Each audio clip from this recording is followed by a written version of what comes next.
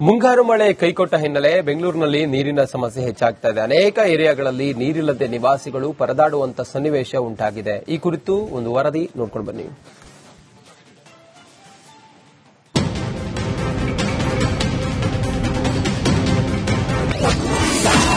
Silicon ಸಿಟಿಗೆ ಮಳೆಗಾಲದಲ್ಲಿ ನೀರಿನ ಸಂಕಷ್ಟ.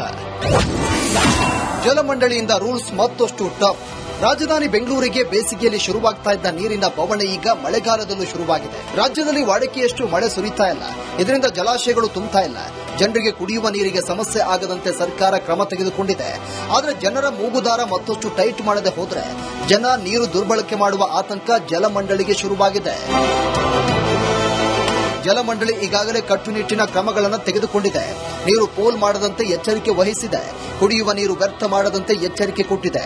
ಈ ಮಧ್ಯೆ ಜನರಿಗೆ ಕುಡಿಯುವ ನೀರಿನ ಕೊರತೆ ನೀಗಿಸಲು ಹೊಸ ಪ್ಲಾನ್ಗಳನ್ನು ಜಾರಿಗೆ ತರಲು ಮುಂದಾಗಿದೆ.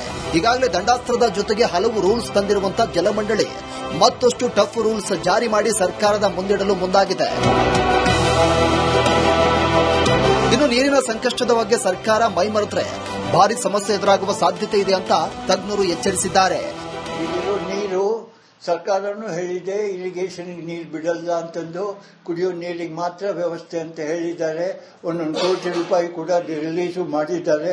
ಹಾಗಾಗಿ ಈ ವರ್ಷ ಈಗ ಏನು ಸಮಸ್ಯೆ ಆಗಲ್ಲ. ನಮಗೆ ಸಮಸ್ಯೆ ಯಾವಾಗ ಆಗ್ಬೋದು ಅಂದ್ರೆ ಈ ವರ್ಷ ಅಂದ್ರೆ 26, 27 ಫೆಬ್ರವರಿ, ಮಾರ್ಚ್, ಏಪ್ರಿಲ್ ಅಲ್ಲಿ ಸಮಸ್ಯೆ ಆಗೋ ಚಾನ್ಸ್ ಇರುತ್ತೆ.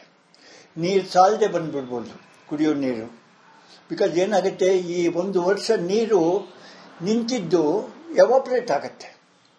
ಭೂತಾಯಿ ಕುಡಿತಾರೆ, ಎವಾಪರೇಟ್ ಆಗತ್ತೆ.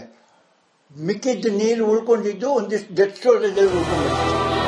ಒಟ್ನಲ್ಲಿ ಜಲಮಂಡಳಿ ಹಾಗೂ ಸರ್ಕಾರ ಜನರಿಗೆ ನೀರು ನೀಡಲು ಸಕಲ ಸಿದ್ಧತೆಯನ್ನ ಮಾಡಿಕೊಂಡಿದ್ದು, ಜನ ಕೂಡ ಎಚ್ಚರಿಕೆಯನ್ನು ವಹಿಸಿ ನೀರಿನ ಬಳಕೆಯನ್ನ ಮಾಡಬೇಕಾಗಿದೆ. ಇಲ್ಲವಾದರೆ ಸರ್ಕಾರದ ಟಫ್ ರೂಲ್ಸ್ ಪರಿಣಾಮವನ್ನ ಎದುರಿಸಬೇಕಿದೆ.